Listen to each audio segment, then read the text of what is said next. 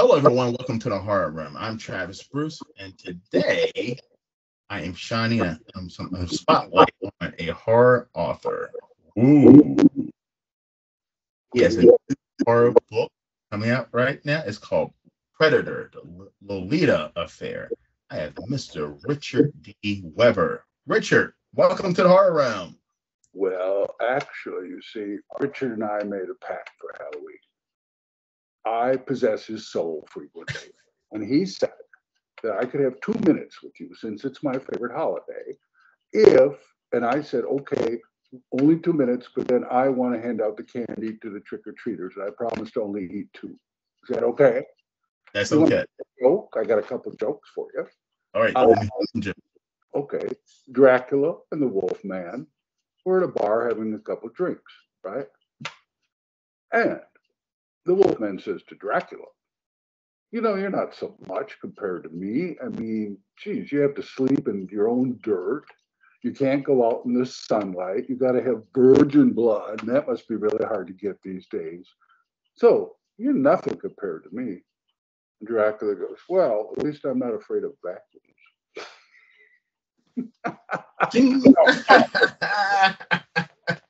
And then Dracula walks into a psychiatrist's office, and the psychiatrist says, how are you? He says, I used to know who I was. I used to be somebody. Bye.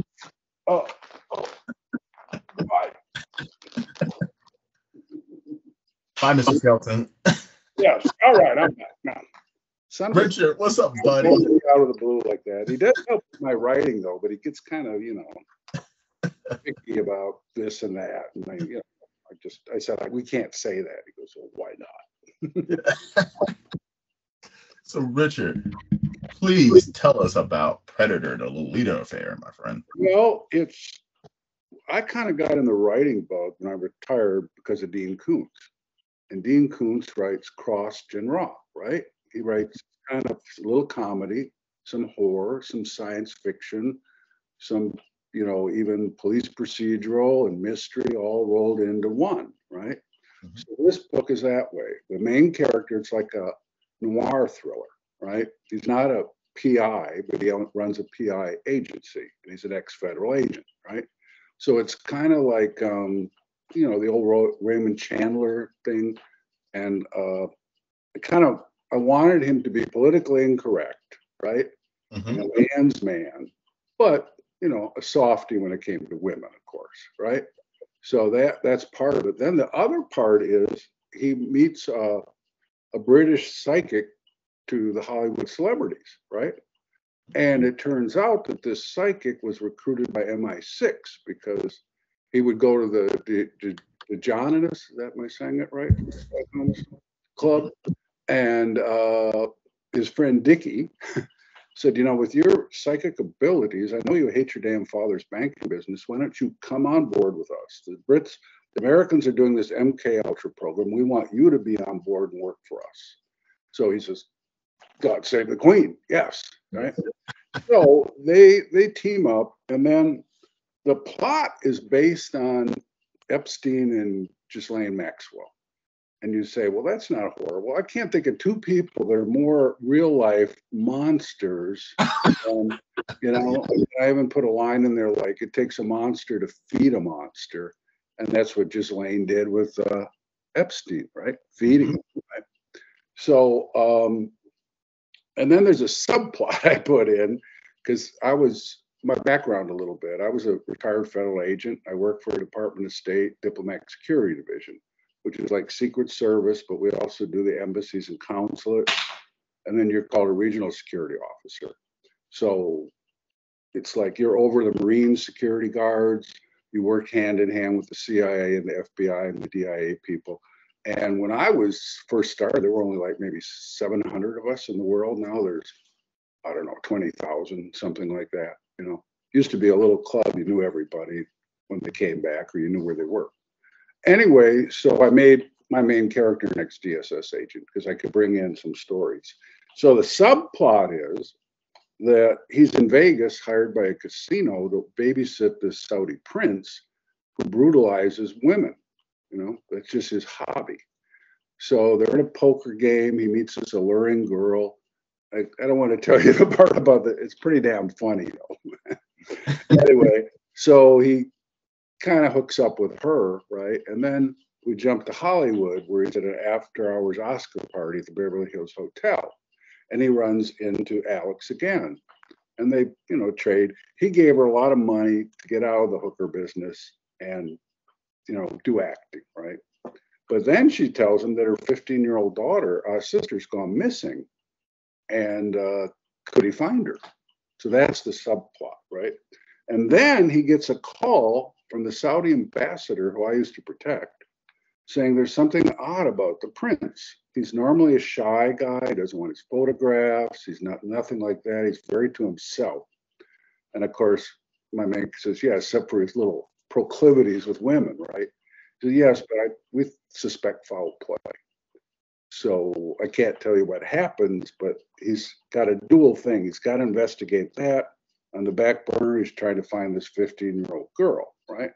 But then he's out having a cigarette and he meets Jillian St. James, who's Ghislaine Maxwell. And they hit it off and they go to his houseboat. I gave him a houseboat like in the Ronald McDonald movies. Am I saying that right? Ronald McDonald, not Ronald McDonald. McDonald, writer. He wrote a lot of Mr. Kuntz loved him. And his main character lived on a houseboat in LA.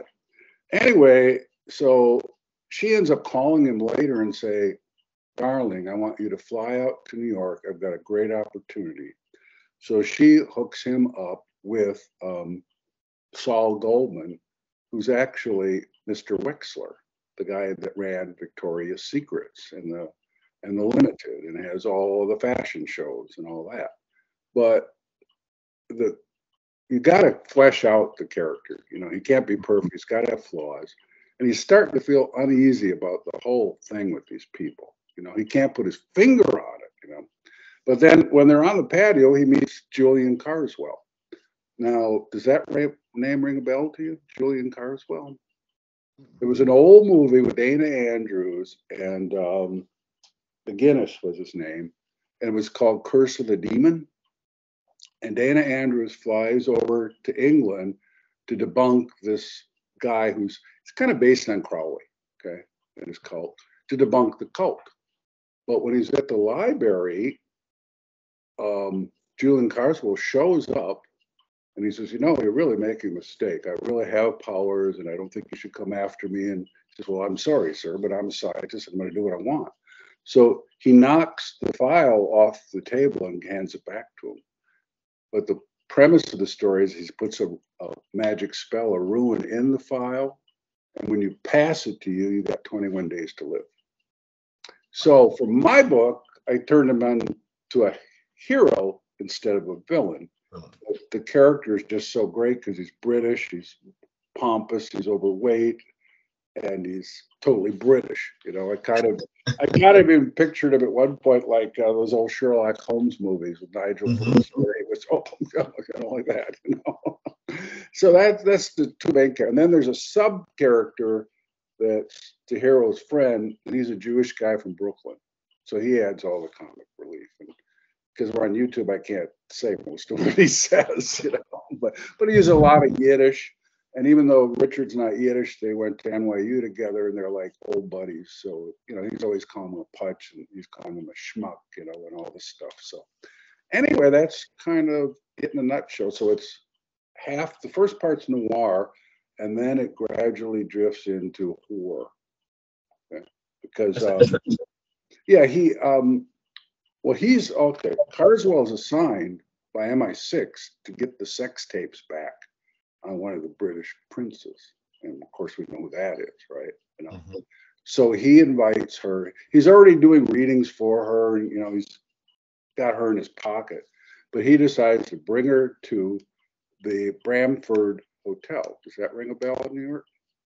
Rosemary's Baby? Oh, yeah.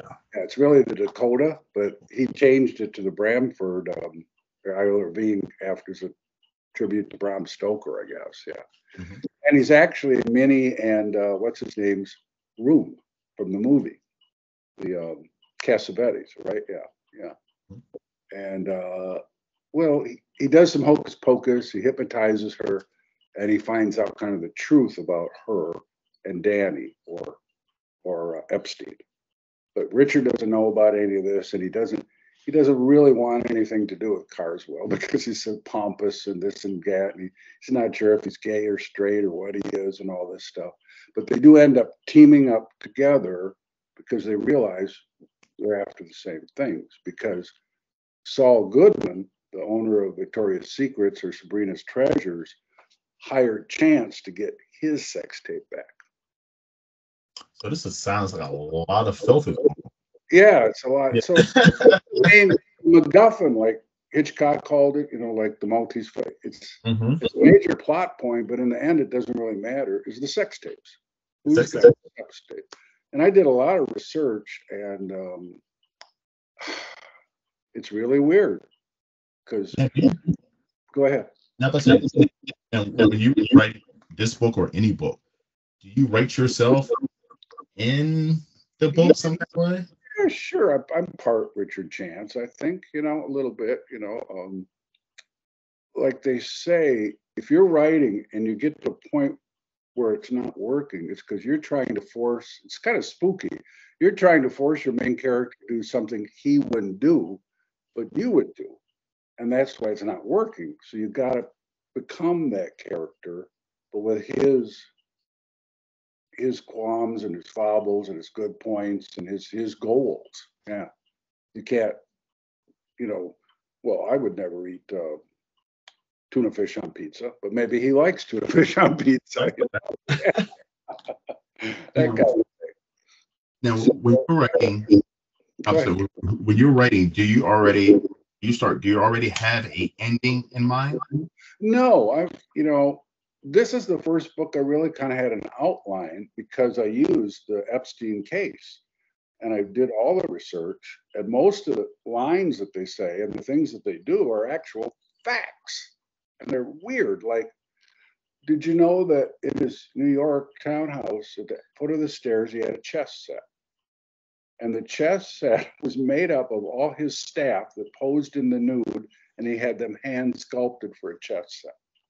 Really? I was a real freak. Yeah. So I just put all these little details in there that I don't think most people really got into knowing him about it. I mean, you know about the picture of Bill Clinton in a blue dress and Bush playing with their paper airplanes, but really, I think he was very intelligent, but he was a real con man. And well, I'll get into something else as we go back into the horror part of it a little bit.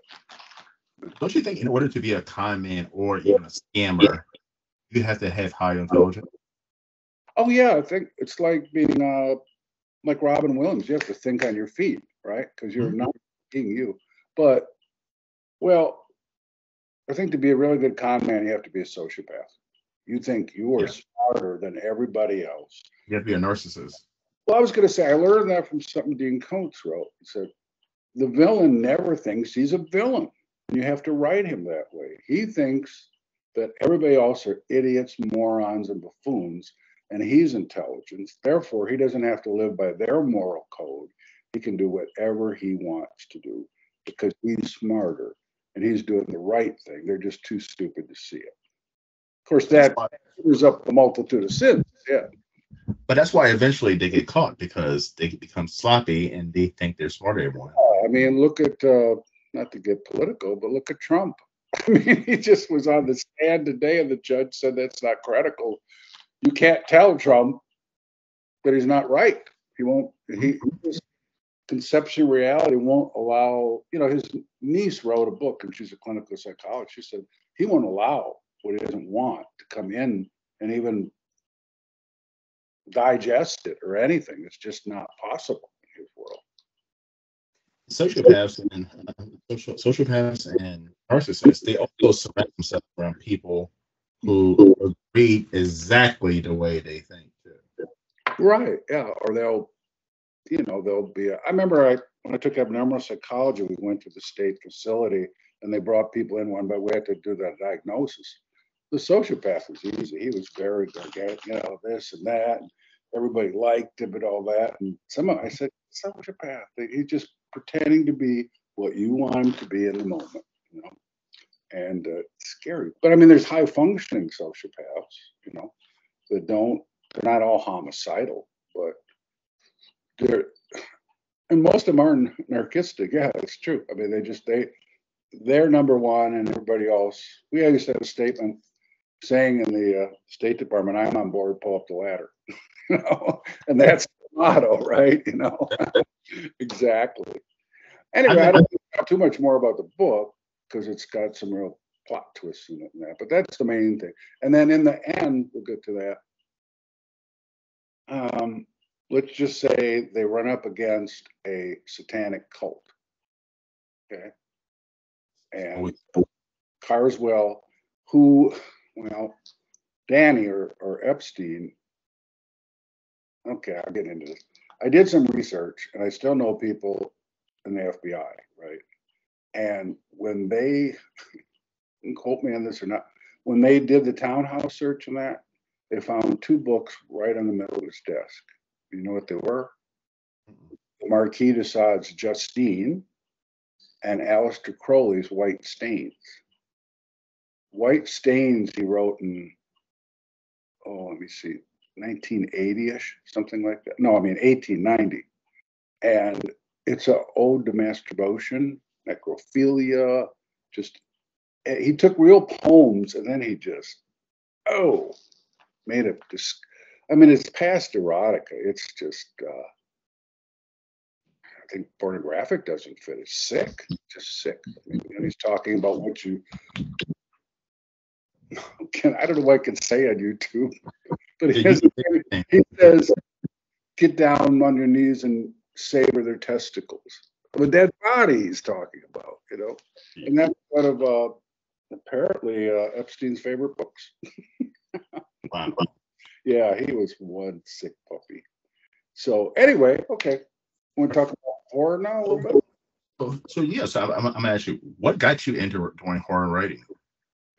Well, because as a kid, I got into horror. Like, you know, I mentioned first horror movie I saw was The Old Lodger with Larry Krieger. And I was in 3rd grade at a birthday party. And that something about this just gets me going, you know. And then, like I said, I couldn't see monster movies because they were on at midnight, you know, and the local channels sometimes had Svengali, they didn't, you know. So the first monster movie I saw was Abbott and Costello and Frankenstein, but they were all in there, you know. But then the Edgar Allan Poe movies came out with American International, right? And then the Hammer films all came out, you know, the Werewolves and Christopher Lee's Dracula and all that. But you know who my favorite Dracula is? You're probably surprised. Frank Langella, when he made Dracula with Laurence Olivier.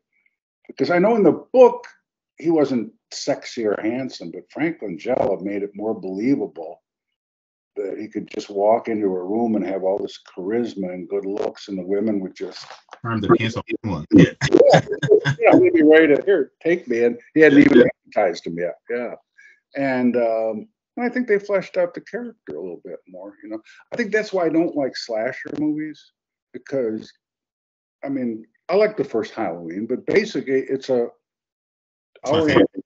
chase scene. She encounters a monster, and the whole rest of the movie she's trying to get away from the monster. But you don't really know what the motivations are of the monster because he's not really there. He's just a thing chasing you, you know. And the same with like Friday the 13th, Jason. It's just, you know, well, you know, the first slasher movie was Psycho. And then they all went after the knife thing. Yeah, that scared the shit out of me too. So, what do you think of modern horror? Do you have any favorites? Yeah, kind of. I was looking. To be honest with you, I've been watching tons of streaming videos. You know, I like the Dracula series that they did on Netflix, and they had Van Helsing be the nun. And did you see it though? I did. I don't get the ending though. In the end, she rips down the things. He doesn't get burnt up by the sunlight. So were they saying it was more psychological? But in the beginning of the movie, he was old, he drank blood, and he got young. So it was kind of like, I think they just couldn't figure out how to end it or something. I don't know. But endings are really hard to write. They really are. Especially, I'm a horror fan. And I've noticed with modern horror, horror to close out the movie or have it have a definitive ending. Yeah. And now, of course, after Carrie, they all have that shock thing where you can tell the monster's dead, and in the last couple seconds, he's going to pop up or something's going to happen. Yep. When you call it filmmaker, the cat jumps out. Just a fright gag, I guess, or something like that. But they all. Well, I heard one good thing though, and I kind of amateurs borrow, professionals steal, and that makes sense in a way. Yeah, it does really. If you see something really good, steal it and change it around a little bit. Yeah, I mean that is, we were talking about the new Exorcist, and Oh, I show you the book about this book. Does it come out? Why does it come out backwards? Isn't that weird? it's coming out straight on my side. Oh, it does. Okay. Anyway, the first thing I wrote a horror was Black Spiral, Twisted Tales of Terror, and I wrote a couple of stories. But I got I don't know if you know these authors. They're older. F. Paul's Wilson that did the Keep movie, Mort Castle, Ramsey Campbell, who's written like 80 horror books. And then it was hard though, because I made an open call for submissions, and oh my God, I found about 7 really good writers, but the crap I was getting was just crazy, That's a beautiful cover. Yeah, it really is. And you know what? Since this book, I got people are starting to buy this again. I guess I'm going to have to promote this again more. But the stories were really good. The one I'm proud of is Dead Heat, where this girl was the girlfriend of a mob boss's son, and they were street racers. He gets killed, and they blame her. She's got the prize money, and they send these 2 hitmen out to get her. So she's in the middle of the desert, and she's just stopping for a drink, and there's this little Indian girl behind the counter, and she's in the bathroom. She hears all this commotion, and she can't get the door open because the state troopers' dead bodies there. So, but I really made them demons. One guy's kind of like a little freckle-faced, gap-toothed, crazy guy. The other guy's like, I was thinking of a younger guy from the Fantasia movies, the tall man, Yes, the tall man, white hair and all black, and just ruthless. And it's just one big long chase scene. So, and that was Dead Heat. But I kind of was inspired by a little bit of Twilight Zone, Dean Koontz. So, I mean, the monster, you got to decide in the end for yourself if these guys are monsters or demons or they're just sociopaths. Yeah, you don't know. And then she has help from the old man, the grandpa who they kill, who gives her a medicine bag, and she kind of uses Native American magic to defeat them. So I think it'd be a great Twilight Zone episode or American Horror Story episode. So who are some horror filmmakers that you've gained inspiration from over the years? Well, we mentioned what's his name that did The Exorcist? Friedkin, I think. Mm-hmm. Well, I can cite the movies that I really liked.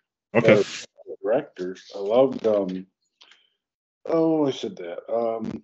The Johnny Depp movies. From Hell. From Hell was great. Yeah, that was just really good. Nightmare on Elm Street. Yeah, the first one was good when you couldn't figure it out. He went into the bed and everything like that, right? Yeah. And then there's another one, maybe you never saw it, was called Murder by Decree, where Sherlock Holmes is after the Ripper.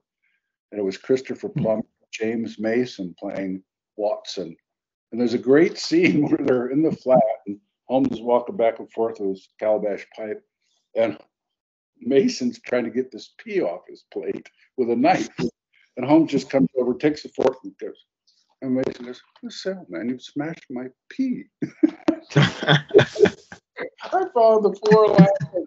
He goes, "No, you smashed my bloody pea." But the plot was it was the Masons doing it, and I forget why. Oh, because Bonnie Prince Albert, was it, knocked up a hooker. So they were killing off the hookers that knew that baby was To cover up. her 5 or 6 friends, because they all knew each other that got killed. So I always thought that's a pretty plausible plot, because he just disappeared, Mm-hmm. But I think it's because they accomplished what they needed to. Rosemary's Baby scared the hell out of me. Amazing. It was, what was Amazing. good? That was the old Jewish people, because you don't picture them as being evil. They're just sweet. And, honey, drink this. Yeah. And they had the old lady watch over her and everybody. It was just typical New York Jewish people that you'd find in the Dakota, probably. Mm-hmm. Have to be Satanists. And who was the guy that played the doctor? The old actor. He was really good too. Remember the one that gynecologist that turned out to be Club too? Yeah. Silence of the Lambs. Silence of the Lamb, amazing. Now, all right, now debate. So I've had debates with people who say that Silence of the Lamb is not a horror movie. I consider it a horror movie. It's horror. And I mean, I cheered when they got all those Oscars, because it's the first horror movie that got like 6 or 7 Oscars. Mm-hmm.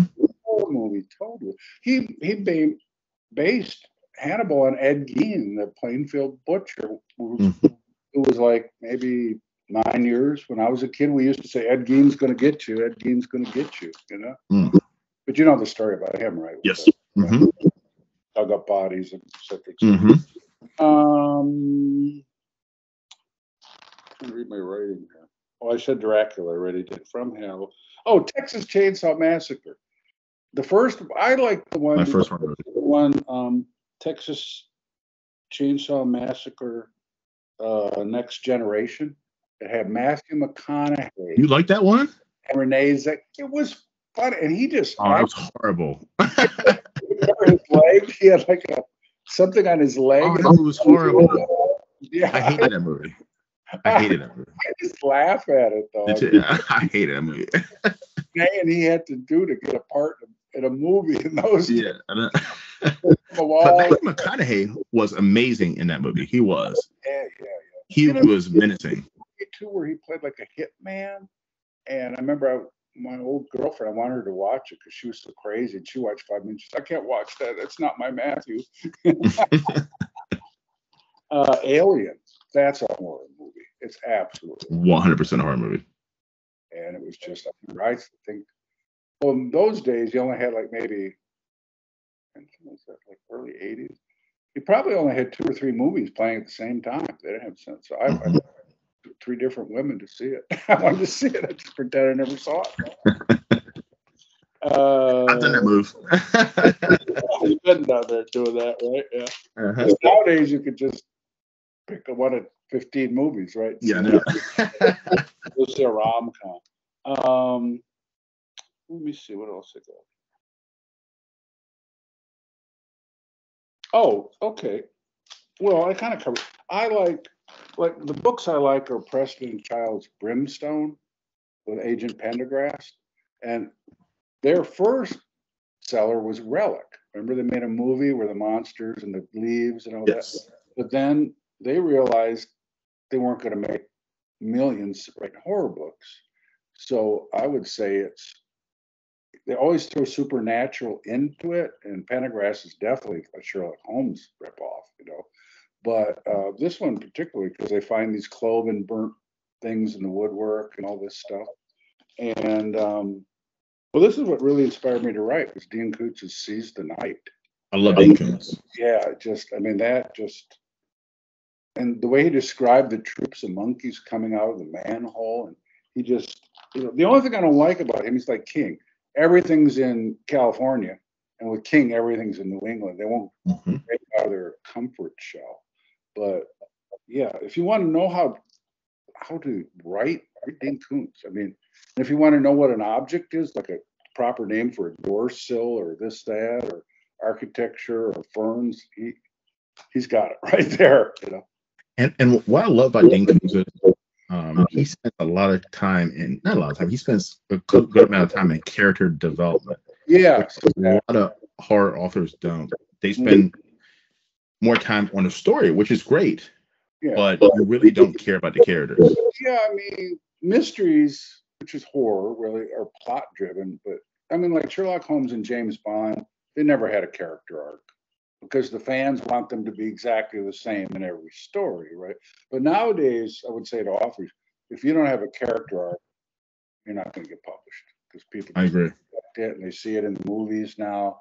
And yeah, but it's essential to writing because if there's no arc, you haven't fleshed out the character at all. It's just a what do they call cardboard cutout. And then of course Lovecraft. Oh yeah, I started reading Lovecraft when I started reading Edgar Allan Poe from those American International movies with Price and Peter Lorre. I still love the way it was just so fucking Peter Lorre with the, oh no, I still have my wings. It's just so funny. All right. He So, was- all right. So I'm gonna ask you a fun question. okay. What was the first horror movie that you took a date to? Oh my god. Well, what sticks out in my mind is Alien, but I'm sure I would think The Exorcist because that was like what 1971 or something like that. 72, I think. Because I would have been in no, just out of high. Actually, I want to say how old I am. Okay. Yeah, I graduated in 1970, so that's probably I don't know. I do remember going to see the James Bond movies and the one with the barber that never did another one with Telly Savalas of On Her Majesty's Secret Service. Mm-hmm. That was winter in Wisconsin, and drag racing was a big deal. Mm-hmm. Oh Lord, I took out 7 parked cars at a parking meter because I went into a spin on Main Street, racing some girl in some little old beat up car. I don't know what I was thinking. I was there, but but then I went to high school. It was a big year. Then the next week, somebody took out 20 cars or something like that. Right down the shit. God, it must be something before that. Well, as kids, we'd go, but they just had either double features or 2 movies playing. Mm-hmm. I remember going to see all the Hercules movies and what's some fantasy movies back then, right? I can't think. But I remember my cousin was sitting. Remember they used to have those kind of round, tall popcorn holders. Mm-hmm. At the end of the movie, he had it shredded to pieces in his hand. I can't remember what he was, but yeah. But I think, yeah, I just remember even younger going to the drive-in with my folks or whatever, and that. So I do remember seeing Barbarella in the drive-in with Really? Honda in a station wagon, and I won't tell you what happened to the back of the station I can wagon. only imagine. I mean, James I'm trying to think what horror movie what was the first horror movie I seen on a date? And I cannot tell. I'm sitting here thinking I can't think. I can probably think of the first movie, but not Yeah. the first horror movie. Yeah, I know. Well, Alien comes to my mind because I think I saw it with 3 different girls in 2 weeks. So that kind of puts my mind a bit. But that movie just, it was kind of like, well, see, I was a radio TV film major, but I always said if I'd gone to Hollywood, or you or I had, right, and it's 30 years later, we'd be millionaires because everybody that works hard there, even if they aren't Steven Spielberg, you make money, Mm-hmm. But when I saw Alien, I thought, Jesus, why am I giving up my dream of being a movie director? And then, Spielberg's Close Encounters just blew in the end where the spaceship comes up and the music lives. Mm-hmm. It was just a beautiful movie. Yeah. And what happened to Richard Dreyfuss? He's still alive, but doesn't get. I actually met him 2 you years did? ago at a horror convention. It was during COVID. Yeah, I got a picture of him, autograph and everything. Oh, Nice guy. why was he at a horror convention? For Jaws. Oh, Jaws. Yeah. Yeah. We're gonna need a bigger boat. Yeah. That was a horror movie. I mean, But that's another a movie that people don't consider a horror movie. I totally consider Jaws a horror movie. well, I was reading the introduction that Mort Saul did for the anthology. And I gave the typical thing. He said, Richard said, it's cathartic, it releases all our this. But he said, no, real horror is, I'll give you an example. you're walking and you fall on the sidewalk and you bang up your ankle really bad. And 5 years later, whenever you go to pawn your socks, that pain is still there. He said, horror is an emotion, and we carry it with us. And sometimes we kind of just delve into it because it's a weird kind of high. It's like love, something else. Love and horror and hate and lust and everything, right? Yeah. It's like people who like going to haunted Yeah, houses. old pain, yeah. Mm-hmm. All right, let's get into in the premise of my book. Like I said, in the end, Carswell and Chance battle this demonic cult. Okay, and they've brought Epstein or Danny into it because they're going to promise him more power and more wealth and protection because he's kind of sensing that things are turning to shit, in his life. So I was working, I left the government for a while and I took a job with CPS for the state of Illinois in Chicago. And I encountered, there was this satanic panic in the 80s and early 90s, where everybody said the police chief, the judge, everybody's a Satanist and they're eating babies and they're having sacrifice out in the park at night. And what I found out was the therapists were contaminating the sessions with the kids, They come down, are you sure somebody never touched you there? Didn't your mommy touch you there? And then the kids have a great imagination, like the Martindale school thing, they thought that the graduation robe hanging in the young son's closet was for black mass. Come on, it was his graduation robe. They just go. But I had a real case, believe it or not. I was only with them about a year and a half. I started as a case manager, which meant when you went to court, you represented the state. They had the social work farmed out to like Catholic charities, Lutheran charities, right? But I remember it was like a Friday, and they dumped this file this thick on myself, and the supervisor said something about witches, I don't know. And I took it home, I was reading this thing, and I'm like, what the fuck? But they were a young boy and a girl, and then two older boys. And the two older ones were Mark and Steve. Mark, or Matt rather, was like 12 and a half when I got the case. And then Steve was like 10, right? Well, the aunt spilled the beans on the whole thing. And the kids were already wards of the state. And they were having a meeting to cut off visitation totally, And the two older kids were like they call a residence hall, with other kids that age. And they have like young college students kind of, supervising, working with the kids. So I called them and I said, well, what's up with this stuff? Why you don't want supervised visitation? And the girl said, I can't explain it, but when they come, the hair on the back of my neck comes up. And they do the weirdest things. Like the father will sit there and go, 23 black, 23 black, 41 red. He'll just repeat it over and over again.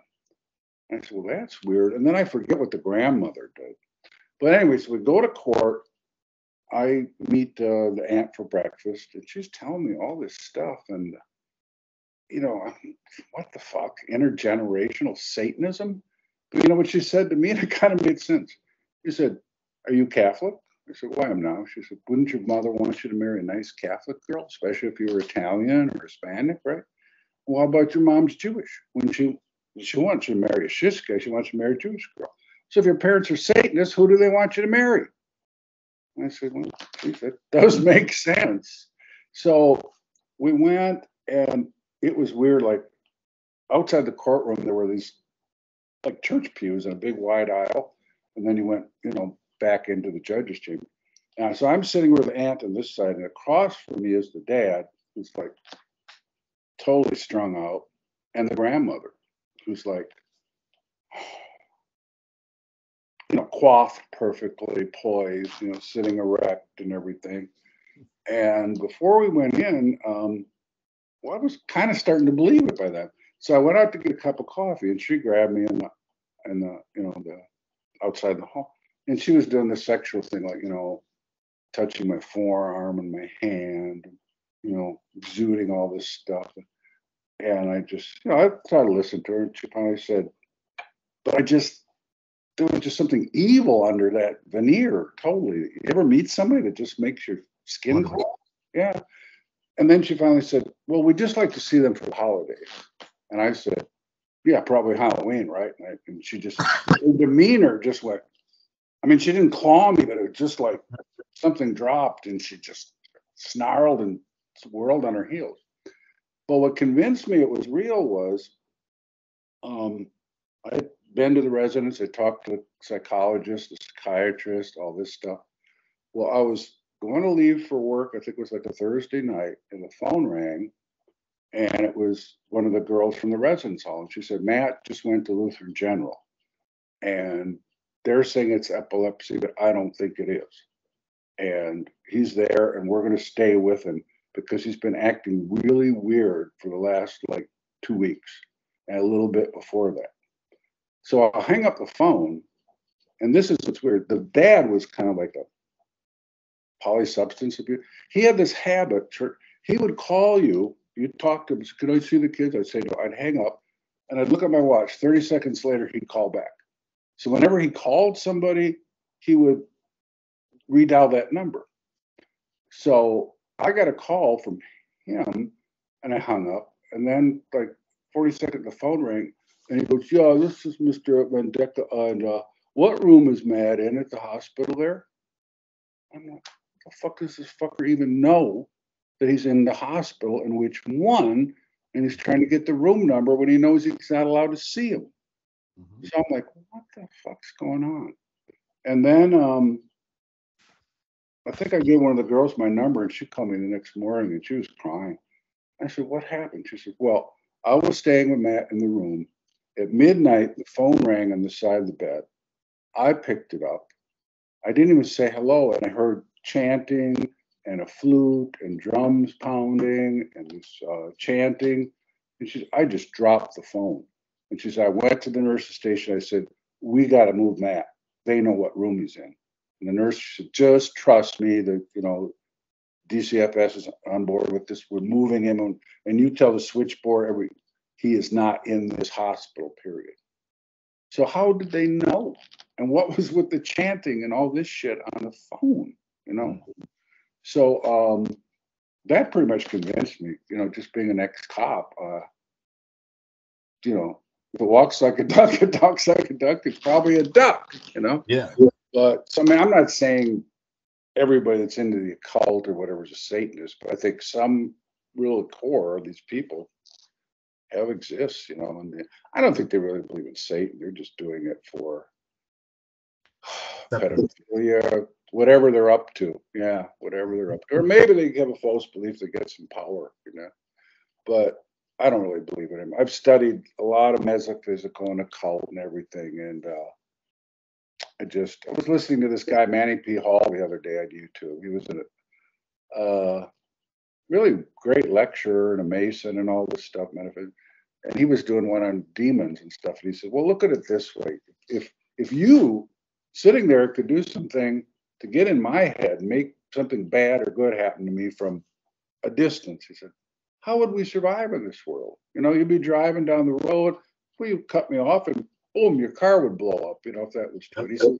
He said, "A better example is, let's say 1941. Who was the most hated son of a bitch in the whole world? Adolf Hitler. He said millions of people hated him and wished him dead, every fiber of their being." He said, "And I knew occultists in England and Europe that were doing rituals day in and day night to kill him. But who killed him? Or who got him? The Fifth Army. Not some demon from hell that reclaimed his soul or something. It was the Fifth Army." So, I say if you get hit in the head with a hammer, you're dead. But anyway, so I used what she told me about actually going to a black mass, and I put that in. And then I looked up La Basse, Sound Below by Huysmans. It was written in the 1880s, that period too. He wrote a series, but it's the best description of what happens in a black mass that's ever been put down on paper. In the movies, they kind of, but it's really worse than that. They really can't show the. Well, it goes to the premise that they destroy innocence. So like this, they might sacrifice a baby, but it can be a puppy. Anything that's innocent, because they're trying to piss God off, I guess is what they're trying to do, which is, I think they all have arrested development, just like Epstein. They never got past their teenage years and rebelling against their parents or the church or whoever, Can't hear you. I feel like cults definitely look for the broken, look for the weak. Yeah, exactly. And they feed on them. Yeah. And they're sociopaths, just like Epstein and the real estate guy from New York. Oh, he's in the book too. I shouldn't say that. Really? I'm trying to not leave him out. His name's Ronald E. Douchman. And I have cars say to Richard, said, you know what they call him in New York, don't you? Douchebag. Oh, he despises me. I don't know how we made it through 4 years with him, but if he comes back, I'm going to Canada. So, Richard, where can everyone find you, my friend? What's that? Where can everyone find you on social media? Well, I just got a TikTok, but oh, okay. It's all teenagers. They like everything I put, and I made some really good videos of that, but I don't think they're buying books. I'm on Facebook under R. Douglas Weber. Let's see. I just made a website. I think it's I can't remember. But anyway, you can go to Amazon and you can get the book. Oops, too close. And it has digital copies too? Yeah, ebook, hardcover, and paperback. Yeah. And the ebook's selling pretty well. Of course, now they have this Kindle thing for free. So you only get you don't really know if they're reading the book or they just downloaded it or what's going on, But I actually love my free Kindle idea, unlimited thing. Because I like paper books, but every once in a while, especially a lot of authors don't do their they actually do all their books, ebooks. So like I love being able to pay one monthly fee and you can read as many books as you want. Oh yeah, my wife used to travel. She worked for Sony corporate, and she always carried a Kindle instead of buying from the airport or whatever. But I kind of like to have the book and I do too. Pages and stick some bubble gum in there, or whatever. Whatever. But I've lost. You get so many books, right? They become like your babies. But one time I had so many, I couldn't find it. I'd just go to half price and pay $2 and get another one. Even though I know I had a copy somewhere in the garage, right? But I'm kind of that way. Like when I saw The Ninth Gate, I had to find the original book. When I saw Eyes Wide Shut, I had to go back and read the original book. But did you know they made a German movie out of the book that follows this almost scene for scene in Eyes Wide Shut? Yeah. So Kubrick really, because it was more like the movie than the book. He goes to a masquerade party. There's a hooker involved. His wife's fantasizing about some other guy, and they goes to a masquerade ball, and things get really weird. And one of the girls dies, and I don't think it really went that they were like a satanic cult, like in Eyes Wide Shut, but yeah, I couldn't believe that. They put them like on split screens, and you could see it was all in German. But I guess, well, like you said, steal, right? If you're a professional, you just steal it, right? Yeah. Did you like Ninth Gate? I watched that again the other night. It was okay. Mm-hmm. It was okay. It's really weird. You don't know if the girl was the whore of Babylon, or she was an angel, or he was imagining things, or in the end, if he went to heaven or hell, or he went through the Ninth Gate, or what happened. But allowed you to use your own brain. Yeah, well, that's one thing I was going to say about modern horror writers. Lovecraft said, don't show what's behind the door. It's scarier, frightening for the reader's imagination to picture what that thing is behind the door. It's the scratching and the moaning and the feelings the character gets and all that. But too much. I mean, I watched Dawn. What am I trying to know? The zombie show on Walking Dead. Walking Dead. Yeah, and I liked it, but mainly it was good because they fleshed out those characters. They would have long scenes with Daryl just talking to one of the other people. They did a whole episode with just two people talking, because then you cared whether the people got killed or not, you know. And they usually killed them off, and Character like development. I got eaten and everybody, you know. But oh, there's a really good show on right now. It's called Bodies, and it was a graphic novel. It just came out on Netflix, and it's got four detectives: one in 1890, one in 1941, one in 2023, 2053, and they all keep finding this naked body in the same alleyway in London. And it's the same person, and they tie it all together. It's just amazing. So I've got to buy it. I was going to buy the comic book, but he did it in volumes, you know, and then now they want $19 for each one because the movie came out. So I'm not going to spend $100. Wow, I just put that on my watch list. I want to check that one out, definitely. Yeah, it's right up. It's really just because I love the 1800 period, but then it's like, and then the hero detective is a Muslim, you know, which makes it interesting. And the guy, the detective in Whitechapel, is gay. He finds out he's gay, you know?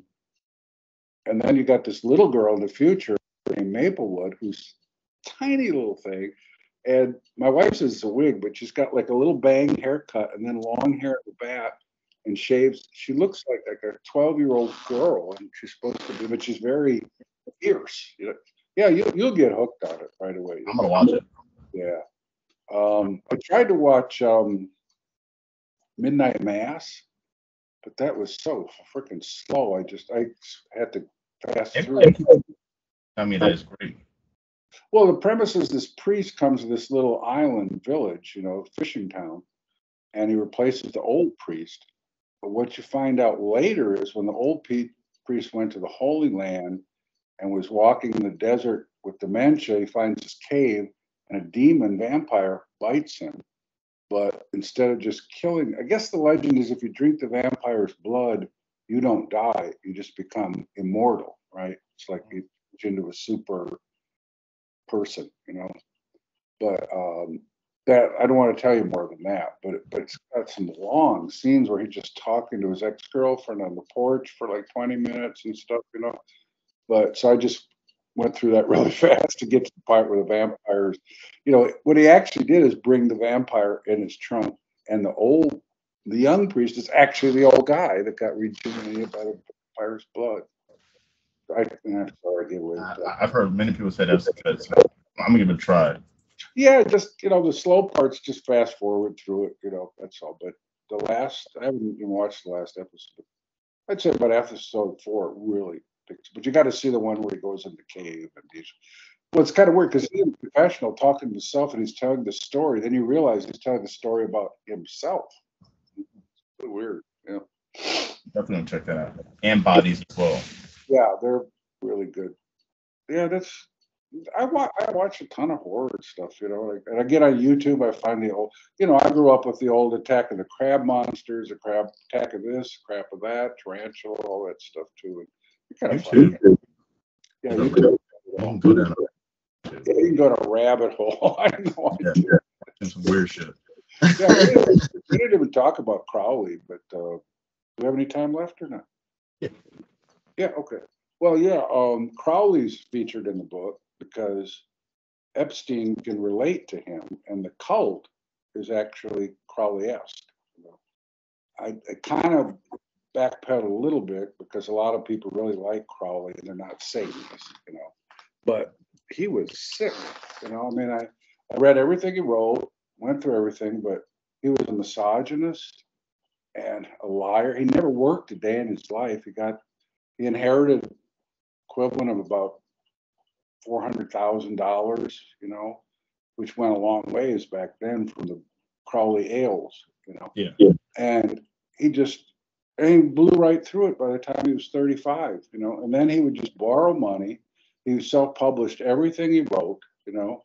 And in the end, when he was broke, he tried to sue a newspaper because they called him the wickedest man in the world and all this. And then the defense attorney for the newspaper started reading White Stains about the masturbation. The judge said, "That's enough. your case is thrown out, Mr. It's a sick animal, you know. But Jack Parsons was the father of rocketry, you know, started Jet Propulsion Lab, and he took over the Agape Lodge in California and was sending money to Crowley every month, you know. And Jack was a genius in all this, but the interesting part is where L. Ron Hubbard shows up, because Jack had this big mansion in Pasadena. He put an ad out saying only bohemians and artists and vagabonds need apply, and he charged them like $100 a month to live there. And one day there's a knock at the door, and it's L. Ron Hubbard, who just got out of the Navy. And I guess he was like really charismatic. Everyone would sit around and listen to his bullshit stories and all this. But Jack was doing sex rituals and black magic, you know, for lack of a better term. He was trying to, they have this thing with the Whore of Babylon.